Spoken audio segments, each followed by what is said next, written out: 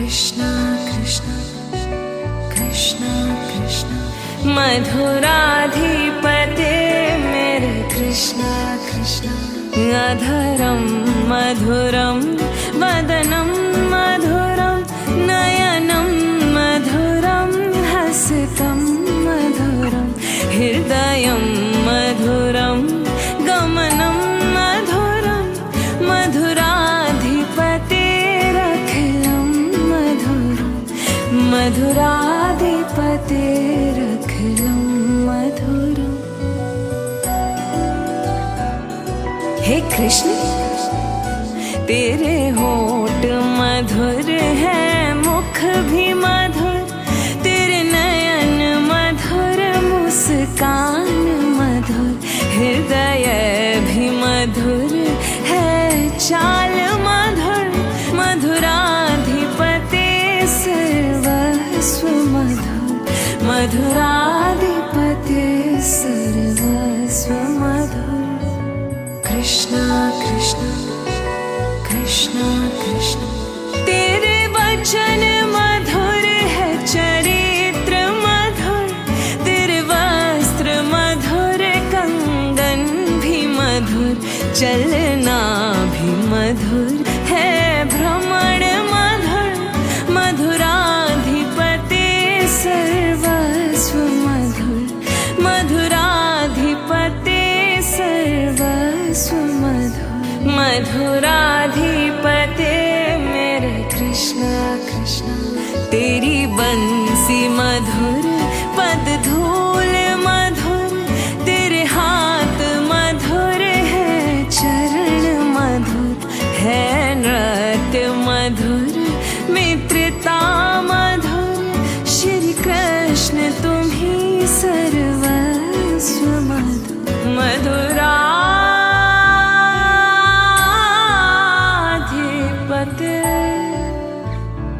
सर्वस्व मधुर, तेरे गीत और पीतांबर है मधुर।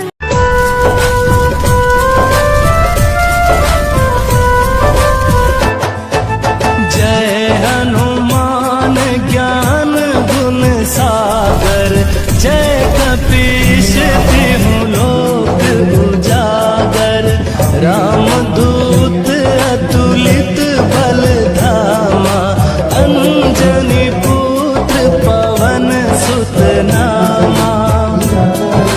क्योंकि अभी तो हमारे कार्यक्रम कुछ बुक गए और जब प्रभु इच्छा होगी तो हम आपको दोबारा आपसे आशीर्वाद जरूर ग्रहण करेंगे। मैं अपनी तरफ से दोबारा आप सबका बहुत बहुत धन्यवाद करता हूँ। अभी मैं प्रार्थना करूँगा कि आरती के लिए खड़े होने का समय हो चुका है। आरती होगी, आरती के पश्चात प्रसाद करेंगे। और बांके बिहारी लाल की, पवन सुत हनुमान की। मैं आदरणीय प्रधान जी और जितने भी कमेटी के सदस्य हैं आपसे प्रार्थना है आरती के लिए आगे आए।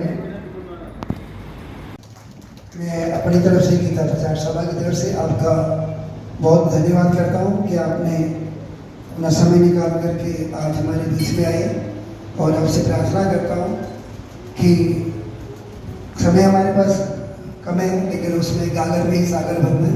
तो आपसे प्रार्थना है कि अपने मुखारबिंद से हमारा मार्गदर्शन करें।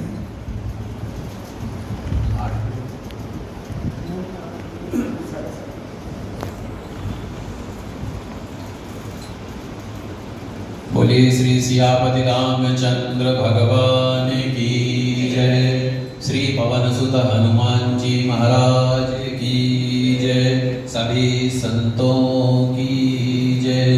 भाई मेरी सचिया जोता वाली माता तेरी सदा ही जय, बोलिए सांचे दरबार की जय। ओ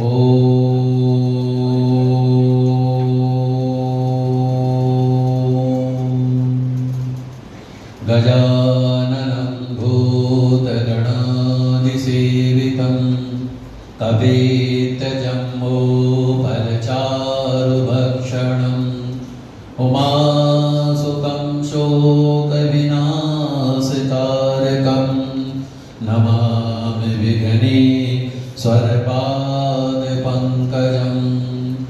कर्पूरगौरं करुणावतारं संसारसारं भुजगेन्द्रहारं सदा वसन्तं हृदयारविन्दे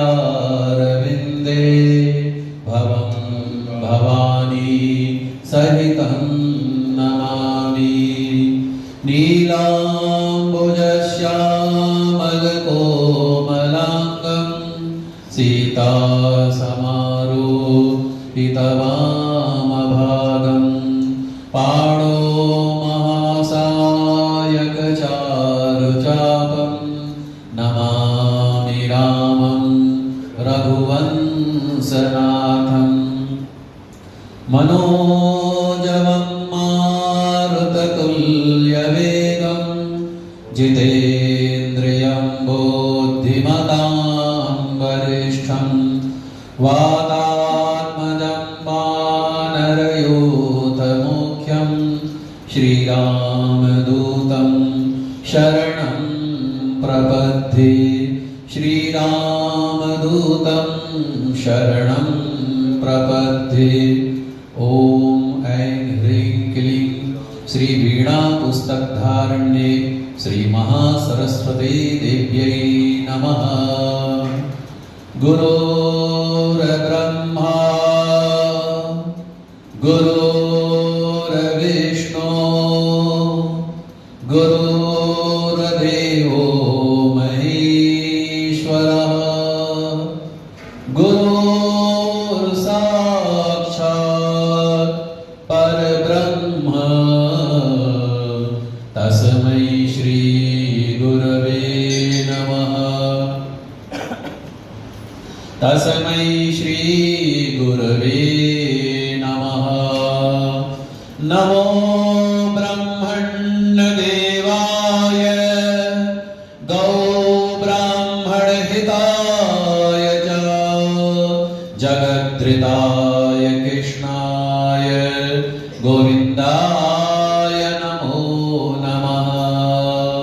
जगद्धृताय कृष्णाय गोविन्दाय नमो नमः। कृष्णाय वासुदेवाय हरये परमात्मने प्रणतक्लेशनाशाय गोविन्दाय नमो नमः। प्रणतक्लेशनाशाय गोविन्दाय नमो नमः। बोलिए श्री राधा कृष्ण भगवान की जय। श्री सियापति रामचंद्र भगवान की जय। मैं पंडित किशन शास्त्री श्री अयोध्या धाम से पीतमपुरा निवासी हूँ। जन्म मेरा श्री अयोध्या धाम में हुआ है और कर्म भूमि मेरी पीतमपुरा है। और बचपन से ही ब्राह्मणों का साधु संतों का संग प्राप्त हुआ। उसी के फल स्वरूप मुझे कथा कहने की, कथा सुनने की प्रेरणा प्राप्त हुई। और पिछले 32 सालों से पूजा पाठ का कार्य और करीबन 15 सालों से कथा के कार्य में प्रभु श्री राम जी के आशीर्वाद से जो है संलग्न हूँ। इसके अलावा मैं विश्व हिंदू परिषद से भी जिला सत्संग प्रमुख का दायित्व है और अपना कार्य है सत्संग कथा भागवत का कार्य करना। आज प्रभु श्री हनुमान जी महाराज के आशीर्वाद के कृपा के फल स्वरूप, प्रभु श्री राम जी की कृपा के फल स्वरूप आप सभी का सानिध्य प्राप्त हुआ। आपके सानिध्य में श्री गीता भवन मंदिर हमारे श्री बड़े भैया श्री नंद किशोर जी के द्वारा आप सबके सानिध्य में कथा कहने का प्रभु श्री राम जी की कृपा से अवसर प्राप्त हुआ। मैं अपने समस्त गुरुजनों को प्रणाम करते हुए, अपने ब्राह्मण देवताओं को प्रणाम करते हुए, विप्रों के चरणों में प्रणाम करते हुए भगवान श्री हरि की कथा का जो है प्रयास, क्योंकि देखिए कथा के बारे में कहा जाए तो कहा गया है हरि अनंत हरि कथा अनंता, कहै सुनई बहु विधि सब संता। भगवान श्री हरि की कथा तो अनंत है। बड़े बड़े विद्वान, बड़े बड़े गुरुजन भगवान श्री हरि की कथा जो कहते हैं सुनते हैं। अभी जब मैं यहाँ पर आया तो आते ही सबसे पहले मुझे अपने ब्राह्मण भाइयों से मुलाकात करने का अवसर प्राप्त हुआ और यहाँ पर सत्संग की चर्चा। सत्संग का अर्थ मैंने ये कहा है जहाँ पर संतों का संग हो, जहाँ पर विद्वानों का संग हो, जहाँ पर ब्राह्मणों का संग हो, वही सत्संग है। क्यों? बिनु सत्संग विवेक ना होई, राम कृपा बिनु सुलभ न सोई। जब तक भगवान श्री राम जी की विशेष कृपा नहीं होती है, जब तक श्री हनुमान जी महाराज की विशेष कृपा नहीं होती है, तब तक जो है सत्संग की प्राप्ति नहीं हो सकती है। और सत्संग की प्राप्ति के लिए भगवान की कृपा बहुत ही आवश्यक है। मुझे बहुत ही थोड़ा सा समय है, इतने कम समय में भगवान श्री हरि की मुख्य कथा को कहूंगा और मैं कथा के द्वारा सामाजिक परिदृश्य को मैं जो है कहूंगा कि आज के समय में वर्तमान की परिस्थितियों को देखते हुए आज के समय में सत्संग की बहुत ही ज्यादा आवश्यकता है। क्यों? मैं तो ये कहूंगा हर व्यक्ति को जीवन में सत्संग अवश्य ग्रहण करना चाहिए। सत्संग जो है अवश्य श्रवण करना चाहिए और जो है ग्रहण भी करना चाहिए। क्यों? जिसके जीवन में सत्संग होता है, जिसके जीवन में भगवान श्री हरि की कथा होती है, जिसके जीवन में श्री रामचरितमानस का पाठ होता है, जिसके जीवन में श्रीमद् भागवत महापुराण का पाठ होता है, जिसके जीवन में श्रीमद् भागवत गीता का पाठ होता है, उसको पग पग पर भगवान उसकी रक्षा करते हैं। भगवान कहते हैं कि तू मेरी शरण में आ और मैं तुझे हर वस्तु से, हर स्थान से, हर घटनाओं से तेरे निर्वहन की जिम्मेदारी मैं स्वयं ग्रहण करूंगा। और जैसा कि कहा गया है कि कथा एक ऐसी अमृत की धारा है जिसमें जिसको जितना रस आता है उतना ही लगता है कि और मिले और मिले और मिले, कथा भागवत और सुनने को मिले। ये आवश्यक नहीं है कि हम भगवान के नजदीक हैं, आवश्यक तो ये है कि हम भगवान के नजदीक होते हुए, भगवान के सानिध्यता को प्राप्त करते हुए हमने श्री अखंड रामायण को, श्री रामचरितमानस को, श्रीमद् भागवत महापुराण को, श्रीमद् भागवत महागीता को हमने अपने जीवन में कितना धारण किया हुआ है। क्यों? क्योंकि रामायण पढ़ने का तभी लाभ है जब आप अपने जीवन में श्री रामचरितमानस को अपने जीवन में धारण करें। रामायण की हर चौपाई, हर दोहा बड़ा ही ज्ञानवर्धक है। हर चौपाई से हमें कुछ ना कुछ सीखने की आवश्यकता है। एक बात कहूंगा धर्म के ऊपर। धर्म की सबसे बड़ी व्याख्या क्या है? सबसे बड़ी व्याख्या धर्म की ये है, परहित सरिस धर्म नहीं भाई, पर पीड़ा सम नहीं अधिकाई। सबसे बड़ा धर्म का जड़ यही है कि हमारे व्यवहार से, हमारे कार्य से, हमारे स्वभाव से दूसरों को सुख की प्राप्ति हो, दूसरों को आनंद की प्राप्ति हो। वही सबसे बड़ा धर्म है, वही सबसे बड़ा कर्म है कि किसी को अपने स्वभाव के द्वारा, अपने वाणी के द्वारा, अपने व्यवहार के द्वारा, अपने कर्म के द्वारा अगर हम किसी को सुख प्रदान करते हैं, वही सबसे बड़ा धर्म है। और भगवान भी तो यही कहते हैं कि हर एक में तू मुझे पा, हर एक में तू मेरा दर्शन कर, यही मेरी पूजा है, यही मेरा कर्म है। अब कहा गया है, जैसे हम लोग कहते हैं कि भगवान को हमने मंदिर में देखा है, भगवान को हमने जगमोहन में देखा है, लेकिन मेरा मानना एक और है। क्या है? मैं कहता हूं ईश्वर का दर्शन, भगवान का दर्शन हमें सब में करना चाहिए। हमें जो है हर जीव में, हर पशु पक्षी में, हर जड़ में, हर चेतन में परमात्मा का वास है। और क्यों वास है? क्योंकि कहा गया है कृष्णम वंदे जगत गुरु, यानी कि कहीं पर भी आप देखें, हर जगह आपको भगवान कृष्ण का ही दर्शन प्राप्त होना चाहिए, भगवान कृष्ण की ही भावना होनी चाहिए। और कहा गया है जाकी रही भावना जैसी, प्रभु मूरत देखे दिन तैसी।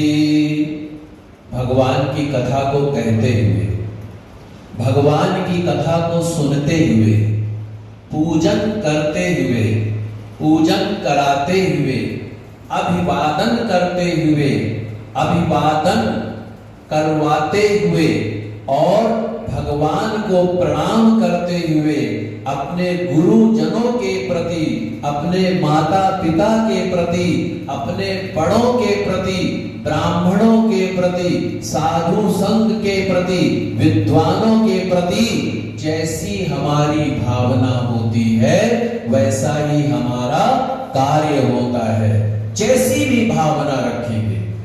अभी मैं कथा कर रहा हूं, अब इस समय कथा कहते हुए मेरे मन की जो भावना होगी, वही मेरे शब्दों के द्वारा जो है प्रकट होगी। ऐसे ही हम सब कथा श्रवण कर रहे हैं, तो कथा को श्रवण करते वक्त जैसे आपके अंदर की भावना होगी, उसी तरीके से प्रभु आपका कल्याण करेंगे, भगवान आपको आशीर्वाद देंगे। इसीलिए कहा गया है कि जब हम कोई भी कार्य करें, भगवान का पूजा पाठ करें, यज्ञ करें, यज्ञ कराएं और भगवान का दर्शन करें, तीर्थ यात्रा करें, दान करें, धर्म करें, ब्राह्मणों की सेवा, साधु संघ की सेवा करें, तो हमें अपना मन पवित्र रखना चाहिए। क्यों? जब तक मन पवित्र नहीं होगा, तब तक कोई भी कार्य सिद्ध नहीं हो सकता है। और मन को पवित्र करने के लिए क्या होना चाहिए? ये आवश्यक नहीं है कि हम भगवान का पूजन कर रहे हैं, 24 घंटा हम प्रभु श्री राम नाम का जाप करें, 24 घंटा भगवान का ध्यान करें। नहीं, आप उतना ही समय करें जितना आप भगवान को अपना समय वास्तविकता में दे सकें। और जब भगवान का पाठ करने, जब भगवान की कथा सुने या कथा सुनाए या भगवान का पूजन करें या भगवान का पूजन कराएं, तो हमारा मन पवित्र होना चाहिए। हमारे मन में ये भावना होनी चाहिए कि हम प्रभु के चरणों में अपने आप को नतमस्तक होकर के रख देना चाहिए। 24 घंटे में से 1 घंटा भगवान का पूजन करें, पर वो 1 घंटा सिर्फ भगवान प्रभु का और आपका। वो 1 घंटे में कोई सांसारिक परिदृश्य की चर्चा नहीं, कोई सांसारिक चिंतन नहीं, कोई सांसारिक कल्पना नहीं, कोई सांसारिक कामना नहीं, बिल्कुल भी नहीं। उस समय तक हमें भगवान का ध्यान करना चाहिए और भगवान के चरणों में अपने मन को लगा देना चाहिए। और कहा गया है कि हम जब भगवान का पूजन करते हैं ना, तो हमारे मन में कई प्रकार की कामनाएं होती हैं। और जब भी आप ईश्वर का ध्यान करते हैं, प्रभु का ध्यान करते हैं, तो प्रभु से कोई ना कोई कामना करते हैं। ये कामना ही हमको प्रभु से दूर करती है। प्रभु से कोई कामना नहीं करनी चाहिए। भगवान से क्या कहना चाहिए बेटा? भगवान से क्या कहना चाहिए? भगवान से कहना चाहिए, हम राम जी के राम जी हमारे हैं, हम राम जी के राम जी, हम श्याम जी के श्याम जी हमारे हैं, हम श्याम जी के श्याम जी हमारे हैं, हम राम जी के राम जी हमारे हैं, हम राम जी के हमारे हैं, हम कृष्ण जी के कृष्ण जी हमारे हैं, हम कृष्ण जी के कृष्ण जी हैं, हम राम जी के राम जी हमारे हैं, हम राम जी के हैं, हम कृष्ण जी के कृष्ण जी हमारे हैं, हम कृष्ण जी के कृष्ण जी हमारे। ये भावना होनी चाहिए कि हम राम जी के राम जी हमारे हैं, हम कृष्ण जी के कृष्ण जी हमारे हैं, हम गोविंद के गोविंद हमारे हैं। ये भावना रखते हुए भगवान का पूजन करना चाहिए। दान करते हुए, तीर्थ यात्रा करते हुए, भगवान का पूजन करते हुए, कथा सुनते हुए, कथा करवाते हुए, कथा सुनाते हुए हमें भगवान का मन से सुमिरन करना चाहिए। और कहा गया है, आप 1 घंटा भी नहीं कर सकते, आधा घंटा करें। आधा घंटा भी नहीं कर सकते, 15 मिनट करें। 15 मिनट भी नहीं कर सकते, 10 मिनट करें। 10 मिनट भी नहीं कर सकते, 5 मिनट करें। पर वो 5 मिनट ऐसा होना चाहिए भगवान और आप, उसके बीच में कोई सांसारिक परिदृश्य की चर्चा नहीं होनी चाहिए। क्यों? प्रभु तो ये भी कहते हैं, एक घड़ी आधी घड़ी, आधी में पुनि आग, तुलसी संगत साधु की हरे कोटि अपराध। एक घड़ी आधी घड़ी, जितना हो सके उतना भगवान का सुमिरन करना चाहिए। और एक बात बताइए, जैसे कई लोग कहते हैं कि जो सबसे ज्यादा धार्मिक होते हैं, सबसे ज्यादा दानी होते हैं, सबसे ज्यादा पूजा पाठ करने वाले होते हैं, उनके जीवन में कष्ट भी बहुत आता है। लेकिन ऐसा नहीं है। कष्ट इसलिए आता है, क्यों? ऐसा आवश्यक नहीं है आप भगवान का पूजन 30 साल, 40 साल, 50 साल से भगवान का दर्शन पूजन कर रहे हैं, लेकिन आप स्वयं अपने आप से बताइए, इतने वर्षों के पूजन के दौरान क्या कभी भगवान ने साक्षात आपको दर्शन दिया है? क्या भगवान ने आपसे वार्तालाप किया है? क्या भगवान ने आपके साथ भोजन किया है? क्या भगवान ने आपके साथ शयन किया है? क्या भगवान ने आपके साथ भ्रमण किया है? क्या भगवान ने आपके कार्य के साथ अपना कार्य किया है? तो ऐसा शायद 1-8% होंगे जिनको ईश्वर का साक्षात दर्शन हुआ होगा। वो क्यों नहीं हुआ है? इसलिए नहीं हुआ है क्योंकि जब जब आप भगवान के दरबार में आए, आपने अपनी कामनाएं भगवान से निवेदन कर दिया। क्या निवेदन कर दिया? हे प्रभु मेरा घर बन जाए, हे प्रभु मेरा व्यापार सही हो जाए, हे प्रभु मेरा स्वास्थ्य सही हो जाए, हे प्रभु मेरा बच्चा पढ़ाई में अव्वल नंबर आ जाए, हे प्रभु मेरा ये कार्य हो जाए, वो कार्य हो जाए। पर स्वयं भगवान से आपने कितनी बार कहा कि हे प्रभु आप कैसे हो? आज मैं आया हूं मंदिर में, मैं कोई कामना लेके नहीं आया हूं, मैं आया हूं भगवान आपसे मिलने के लिए। आप कैसे हो? जैसे आप अपने घर में कोई आता है तो कहते हैं ना, आपने भोजन किया? जलपान किया, घर में कोई रिश्तेदार आता है, ये कहते हैं ना आप भोजन कर लीजिए, जलपान कर लीजिए, शयन कर लीजिए, आपको किसी प्रकार की कोई समस्या तो नहीं है। ऐसे ही भगवान का पूजन करते वक्त ये भगवान से पूछना चाहिए, प्रभु आप कैसे हो, और आपने भोजन किया कि नहीं किया, आपने ये कार्य किया। हमें भगवान के साथ में पारिवारिक संबंध से भी बड़ा संबंध हमें भगवान के साथ में जोड़ना चाहिए।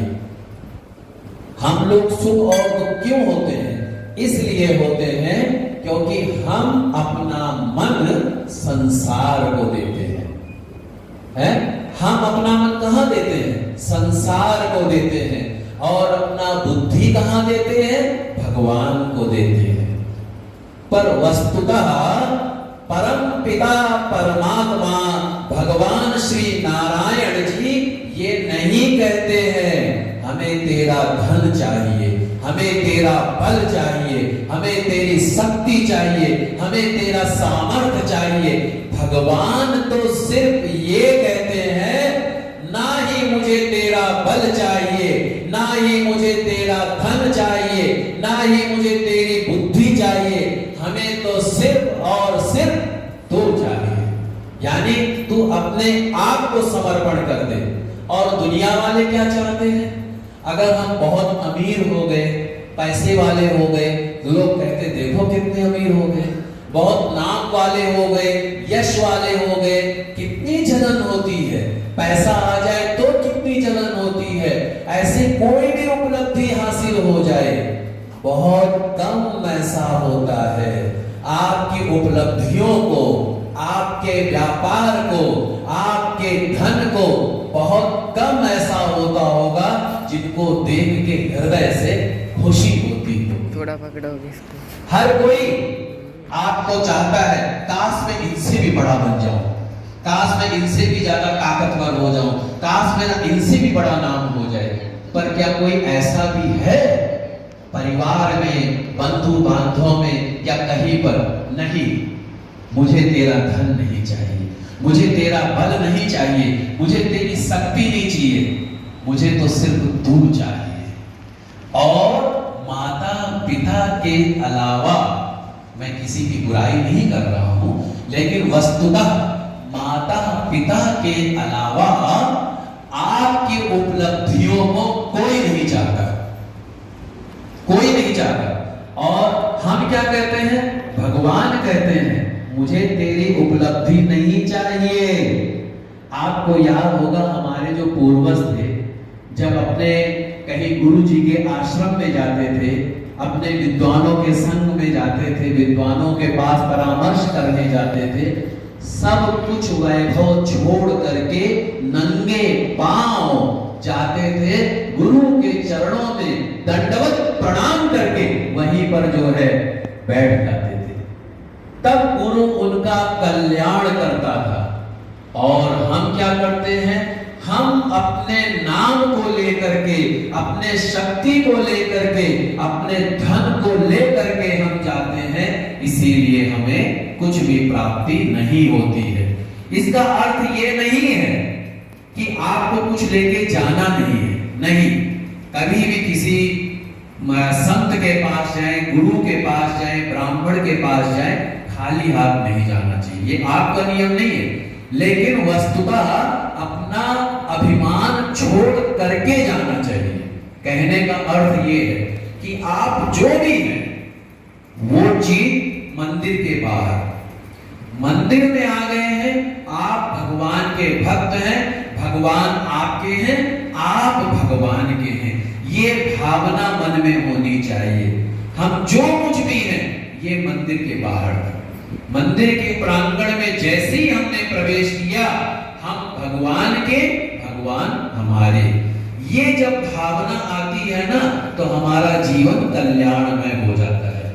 और भगवान तो यही कहते हैं कि हमें तेरा कुछ भी नहीं चाहिए, हमें तो सिर्फ तू चाहिए।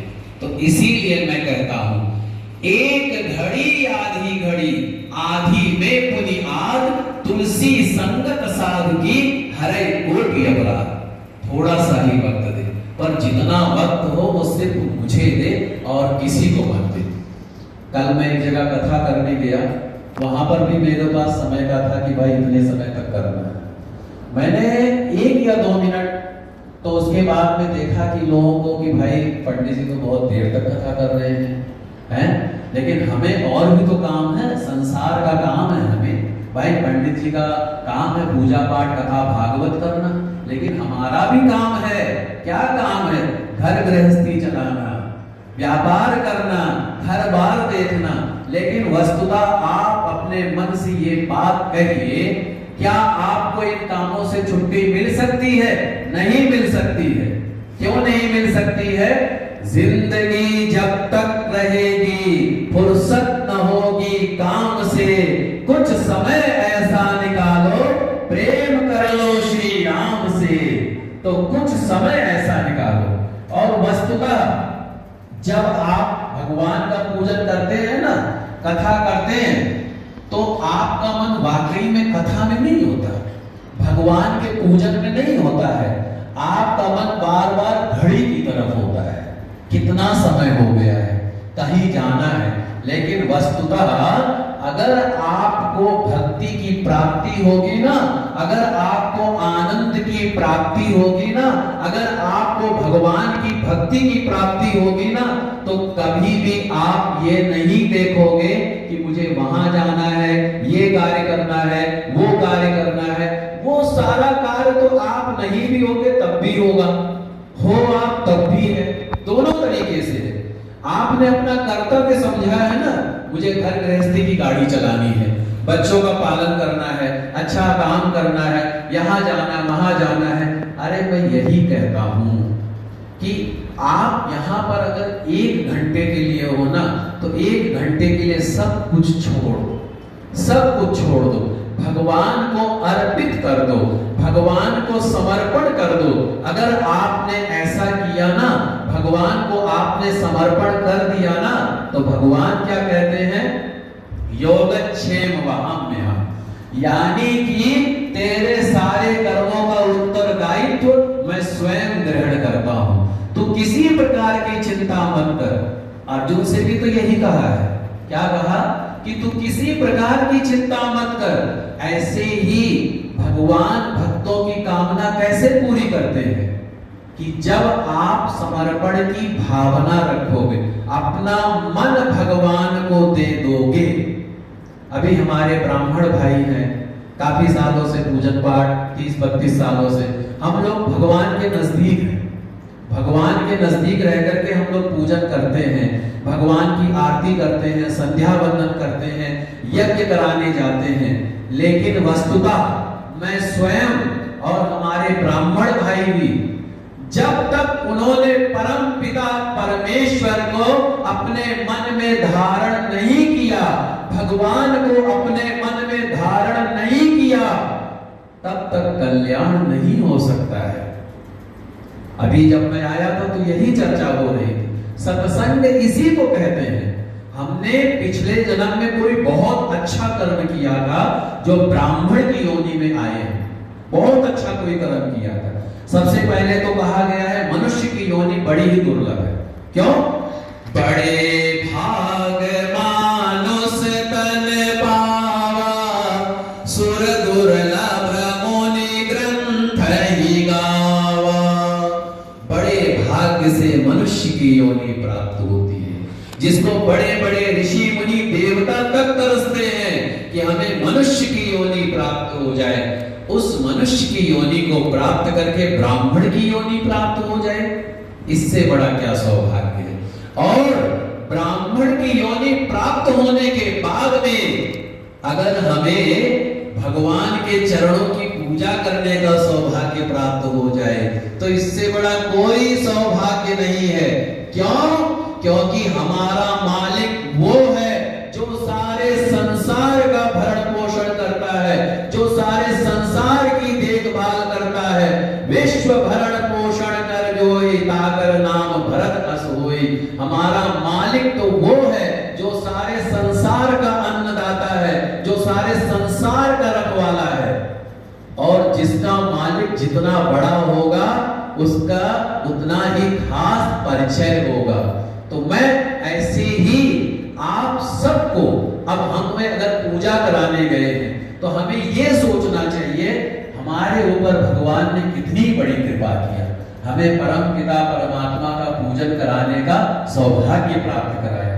तो अगर हमने भगवान को अपने हृदय में धारण कर लिया ना, हमारा कल्याण। ऐसे ही आप सब भी हैं, अपने अपने कार्य को करते हुए, अपने अपने व्यवसाय को करते हुए, अपने अपने नौकरी को करते हुए भगवान को धन्यवाद देना है, ना कि उनसे शिकायत करना है। हे भगवान, मैंने तुमसे कितनी सेवा किया, तुमने हमारी ये कामना पूरी नहीं की। क्यों? क्योंकि परम पिता परमात्मा वही देता है जो हमारे लिए उपयुक्त होता है। ये सोच करके, ये समझ करके भगवान को धन्यवाद देना चाहिए, ईश्वर को धन्यवाद देना चाहिए। और ईश्वर को धन्यवाद देते हुए आप सबको परम पिता परमात्मा ने जो भी कार्य दिया हो, चाहे बिजनेस दिया हो, चाहे नौकरी दिया हो, रोज प्रणाम करें अपने कार्य को, अपने आप को प्रणाम करें, भगवान को प्रणाम करें और भगवान से यही कहें, बार बार यही कहें, क्या? मुझे तुमने दाता बहुत कुछ दिया है, मुझे तुमने दाता बहुत कुछ दिया है। मैं चाहूंगा मेरे साथ आप लोग भी ये भजन गाएं। मुझे तुमने दाता बहुत कुछ दिया है, मुझे तुमने बहुत कुछ दिया है, तेरा शुक्रिया है, तेरा शुक्रिया है, तेरा शुक्रिया है, तेरा शुक्रिया है। मुझे तुमने दाता बहुत कुछ दिया है, मुझे तुमने दाता बहुत कुछ दिया है, तेरा शुक्रिया है, तेरा शुक्रिया है, तेरा शुक्रिया है, तेरा शुक्रिया। ये वाक्य जो है रोजाना बोलना चाहिए, पूजन करते वक्त ये वाक्य, ये शब्द रोजाना बोलना चाहिए कि हे प्रभु, आपने मुझे बहुत कुछ दिया है। और मैं एक या दो लाइन में मैं आपको सत्संग के सार की बात बताता हूं। आपको प्रभु ने जो कुछ भी दिया है ना, उस पर कभी भी अहंकार मत करना, कभी भी अहंकार मत करना। क्यों? क्योंकि जो आज आपका है ना, कल किसी और का था, आने वाले समय में किसी और का हो जाएगा। और खास करके पदवी का तो बिल्कुल भी घमंड मत करना। जैसे मैं सोचूं मैं कथावाचक हूं, इस गद्दी के लिए है, अब अगर ये गद्दी में लेके भाग जाऊं तो आप लोग मुझे बुरा कहेंगे कि अच्छा कहेंगे? बुरा कहेंगे। और अगर जब तक हमारे को गद्दी मिली तब तक हमने प्रयोग किया, उसके बाद प्रणाम करके हम अपने स्थान को चले गए, आपने कहा बहुत अच्छा। तो ऐसे ही आप सबको प्रभु ने जो कुछ भी दिया है, चाहे धन दौलत परिवार, ये वो सब परम पिता परमात्मा का है।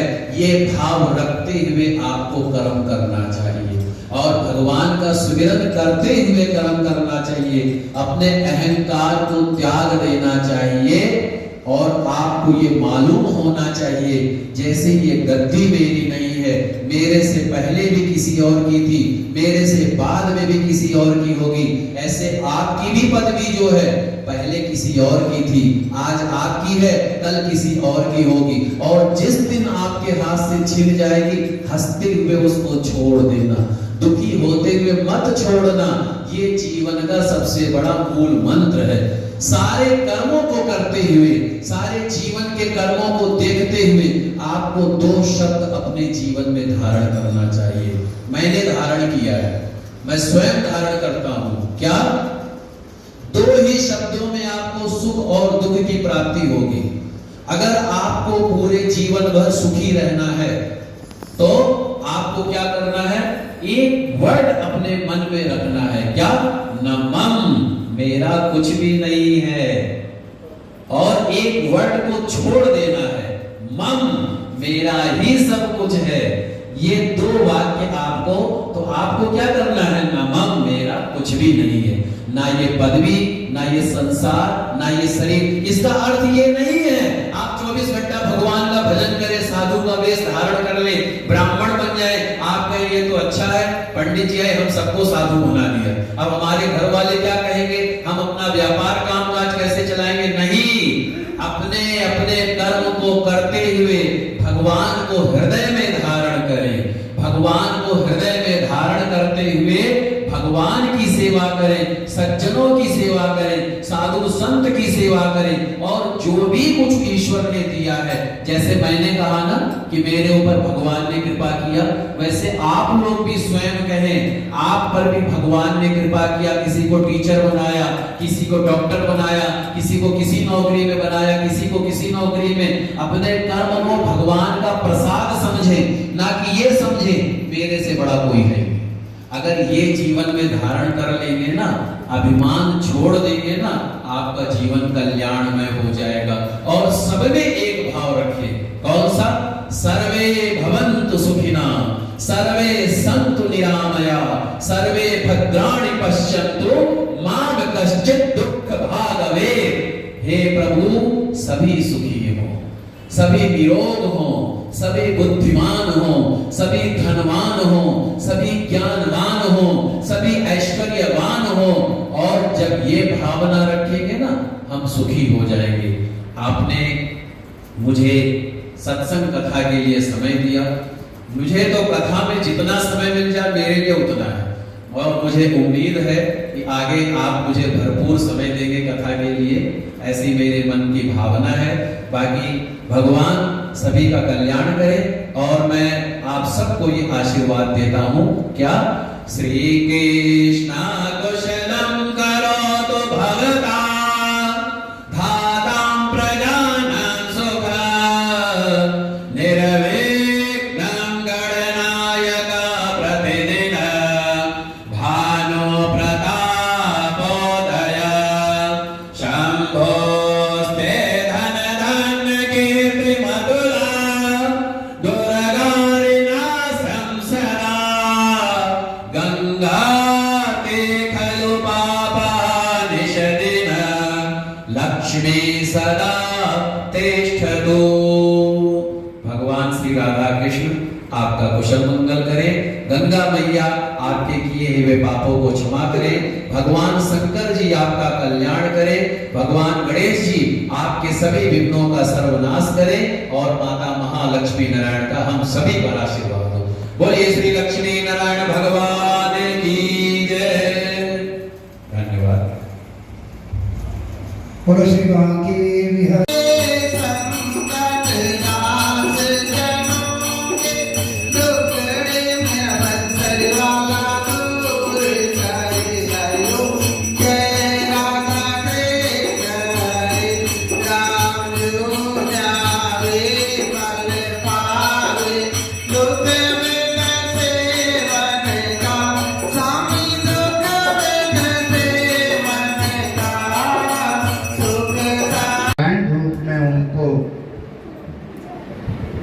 प्रतिपाद्य किया जाता, उनको पूजा जाता है। वैसे तो नारायण ही सप्त यदि वेदों को, चारों वेदों को मथे तो उसमें नारायण शब्द ही सार तत्व निकलता है।